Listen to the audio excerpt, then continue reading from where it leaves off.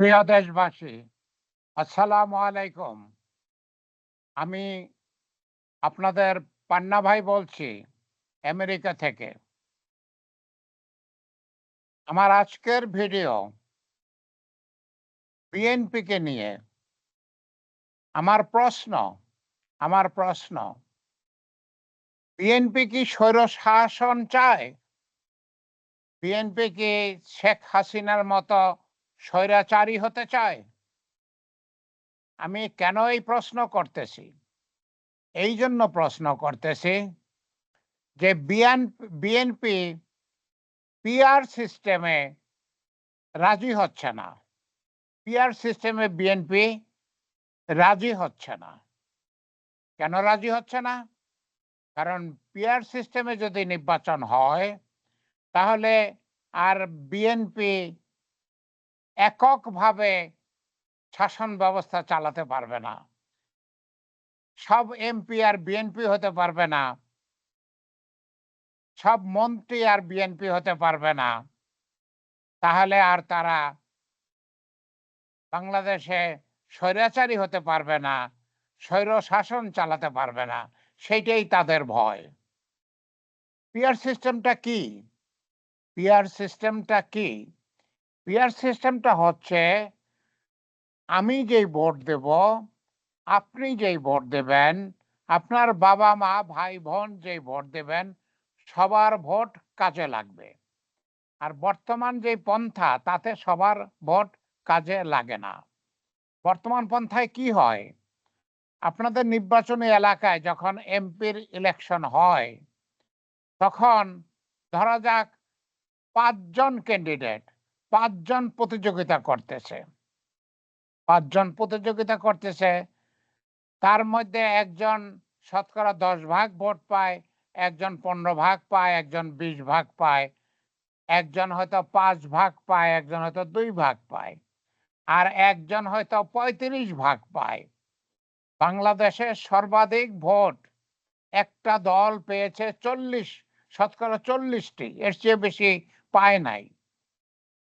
গত বছর যেই ভোট হয়েছে, তাতে সর্বাধিক ভোট, গত বছর তো সত্যিকার অর্থে ভোট হয় নাই।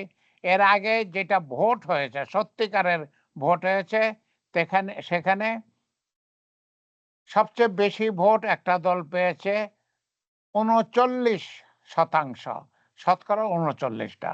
তাহলে কি হলো? আমি ৪০ই ধরি, ধরা যাক ৪০। তো কি হলো? ৫ জন ইলেকশন করতেছে, একজনে ৪০% ভোট পেয়েছে, অন্যরা ২০, ২৫, ১৫, ১০ এইভাবে পেয়েছে। কিন্তু এমপিটা কে হবে? যে ৪০% ভোট পেয়েছে। আর যে ৬০% ভোট, আর যে শতকরা ৬০টা ভোট, সেই ভোটের তো কোনো মূল্য রইল না। সেই ভোটটা তো পুকুরের পানিতে চলে গেল, কোন মূল্যহীন হয়ে গেল। তাহলে শতকরা ৬০ জন যে ভোট দিয়েছে, তাদের ভোটের কি কোনো মূল্য নাই?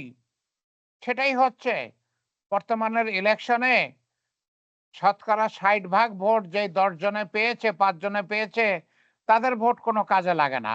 যে শতকরা ৪০ ভাগ পেয়েছে, সে ৪০ ভাগ ভোট পেয়েই এমপি ইলেক্টেড হয়ে যায়, সে রাজত্ব করে।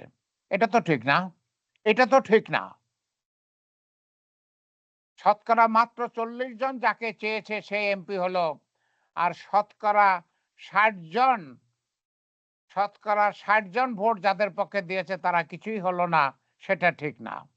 এইটাকে ঠিক করার জন্যই হচ্ছে পিআর সিস্টেম। পিআর সিস্টেমটা কি? সমস্ত বাংলাদেশে যেই ভোট হয়, সমস্ত বাংলাদেশে যেই ভোট হয়, অথবা আপনার জেলায় যেই ভোট হয়, অথবা আপনার মহকুমায় যেই ভোট হয়, এখন তো মহকুমা নাই, আপনার জেলায় যেই ভোট হয় অথবা আপনার ডিভিশনে যেই ভোট হয়, সেই ভোটগুলোকে গড় করা হয়। সেখানে দেখা হয় যে সবচেয়ে বেশি ভোট কে পেয়েছে? হ্যাঁ, বিএনপি পেয়েছে। বিএনপি কত পেয়েছে? শতকরা ৪০টা পেয়েছে। তাহলে মোট এমপির সংখ্যা হচ্ছে ৩০০। তাহলে বিএনপি ১২০টা এমপির পদ পাবে। এর পরের ভোট বেশি কে পেয়েছে? ধরা যাক জামাতে ইসলামী পেয়েছে। ধরা যাক জামাতে ইসলামী শতকরা 20 ভাগ ভোট পেয়েছে। যদি শতকরা 20 ভাগ ভোট জামাতে ইসলামী পেয়ে থাকে, তাহলে জামাতে ইসলামী 60টা এমপির পদ পাবে। এইভাবেই অন্যান্য যেসব দল কম ভোট পেয়েছে, তারা যত ভোট পেয়েছে সেই অনুপাতে এমপি হবে। তাতে কি হলো? তাতে আমার ভোটটাও মূল্য পেল, আপনার ভোটটাও মূল্য পেল, আপনার বাবা, মা, ভাই, বোন যারা ভোট দিয়েছে সবার ভোটই মূল্য পেল। তাহলে ফল কি দাঁড়ালো? ফল হচ্ছে যে বিএনপি আর ৩০০-র মধ্যে ১৮০টা পায় নাই, ২০০টা পায় নাই, পেয়েছে ১২০টা। তাহলে তারা এককভাবে সরকার করতে পারবে না, অন্য একটা কিংবা ২টা দলকে সাথে নিয়ে সরকার করবে। তাতে কি হবে? তাতে হবে যে একছত্র আধিপত্য হবে না, একছত্র আধিপত্য হবে না, স্বৈরতন্ত্র হবে না, স্বৈরাচার আসবে না। আমরা সেটাই চাই। আমরা স্বৈরাচার চাই না। আমরা শেখ হাসিনার স্বৈরাচারে অতিষ্ঠ হয়ে গেছি, অতিষ্ঠ হয়ে গেছি। শেখ হাসিনার স্বৈরাচারে আমরা অতিষ্ঠ হয়ে গেছি। শেখ হাসিনা স্বৈরাচার হয়েছিল বলেই ৬০,০০০ মানুষ খুন করেছে। স্বৈরাচার হয়েছিল বলেই ৩২ লক্ষ কোটি টাকা বিদেশে পাচার করেছে।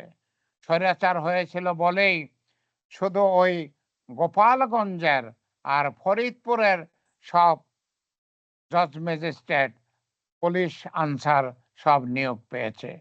বাংলাদেশের আর কোথাও কেউ নিয়োগ পায় নাই। মনে হয় যেন বাংলাদেশটা গোপালগঞ্জের বাংলাদেশ, বাংলাদেশটা ফরিদপুরের বাংলাদেশ এরকম হয়ে গিয়েছিল। আমরা সেটা চাই না। আমরা সেটা চাই না। আমরা একটা ব্যালেন্স চাই। আমরা একটা ব্যালেন্স চাই। আমরা একটা ব্যালেন্স চাই। সবার ভোট, সবার ভোট ঠিকভাবে মূল্যায়িত হোক, সবার ভোটের দাম দেওয়া হোক, সবার ভোটের অনুপাতে এমপি হোক। আপনারা প্রশ্ন করতে পারেন এমপি কিভাবে হবে? ইলেকশনের আগেই প্রত্যেকটা দল তাদের দলের নাম একটা লিস্ট দেবে। প্রত্যেকটা দল তাদের নামে একটা লিস্ট দেবে। ১, ২, ৩, ৪ ৩০০টা আসন আছে, ৩০০টা আসনের জন্য লিস্ট দিল। ঠিক আছে?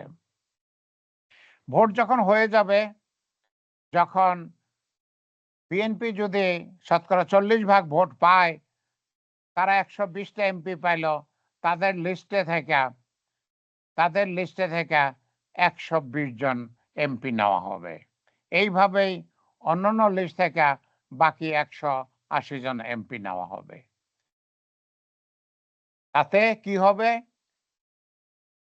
বিএনপি শতকরা ৪০ ভাগ ভোট পেয়েছে, শতকরা ৫০ও তো পায় নাই, শতকরা ১৫০ও তো পায় নাই। ৪০ ভাগ পেয়েছে, ১২০টা আসন পাবে। অন্যরা শতকরা ৬০ ভাগ পেয়েছে, তারা ১৮০টা আসন পাবে। ৩০০ সদস্যের পার্লামেন্ট হলো। এটা হচ্ছে সুবিধা। সুবিধাটা হচ্ছে সবার ভোটের মূল্য পাওয়া যায়, সবার ভোটের দাম দেওয়া হয়। ওকে? এটা বিভিন্ন পথ আছে এবং এটা কি শুধু আমরাই করতে চাচ্ছি? পৃথিবীতে কি আর কোনো দেশে আছে? আছে। পৃথিবীতে ৯০টা দেশে, পৃথিবীতে ৯০টা দেশে এই পদ্ধতিতে ভোট হয়। অতএব এটা নতুন কিছু না।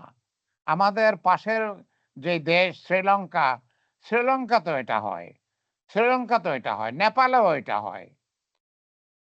অতএব এটা নতুন কিছু না। এটা নতুন কিছু না। পৃথিবীর বহু, বহু দেশে ৯০টা দেশে এইভাবে ভোট হয় এবং এই পিয়ার পদ্ধতি হচ্ছে শ্রেষ্ঠ পদ্ধতি। আমরা পিয়ার পদ্ধতি চাই। পিয়ার পদ্ধতি ছাড়া বাংলাদেশে নির্বাচন হবে না। হবে না। আমরা স্বৈরতন্ত্র চাই না। আমরা একনায়ক চাই না। আমরা স্বৈর শাসন চাই না। আমরা স্বৈর শাসন চাই না।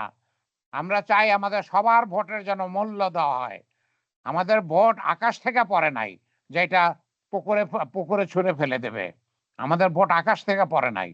পুকুরে ছুঁড়ে ফেলে দেবে, অমর্যাদা করবে। তা হবে না। আমাদের সবার ভোটের মূল্য দিতে হবে। যদি পিয়ার সিস্টেম হয়, তাহলে সবার ভোটের মূল্য হবে, সবার ভোট মূল্য পাবে।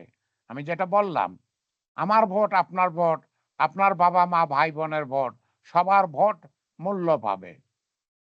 যত ভোট যেই দল পাবে সেই অনুযায়ী সেই দলগুলো এমপি হবে। ওকে, এটা অত্যন্ত পরিষ্কার কথা, অত্যন্ত পরিষ্কার কথা।